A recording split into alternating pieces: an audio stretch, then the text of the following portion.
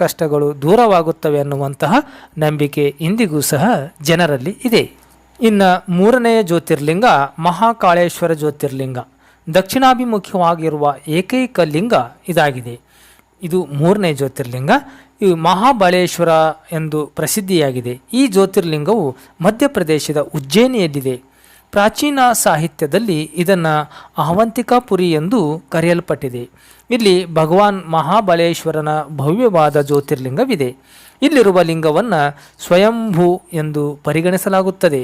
ಮುಖ್ಯ ದ್ವಾರದ ದಕ್ಷಿಣಾಭಿಮುಖವಾಗಿ 5 ಮಹಡಿಗಳಲ್ಲಿ ಇರುವ ಈ ಆಲಯದಲ್ಲಿ ಪ್ರಾತಃ ಕಾಲದಲ್ಲಿ ಭಸ್ಮಾಭಿಷೇಕ ಮಾಡುತ್ತಾರೆ. ಇಲ್ಲಿನ ಕಾಲಭೈರವನಿಗೆ ಮಧ್ಯದಲ್ಲಿ ನೈವೇದ್ಯ ಅರ್ಪಿಸುತ್ತಾರೆ. ಇಲ್ಲಿನ ಮಹಾಬಲೇಶ್ವರ ವಿಗ್ರಹವು ದಕ್ಷಿಣಾಮೂರ್ತಿ ಎಂದು ಕರೆಯುತ್ತಾರೆ.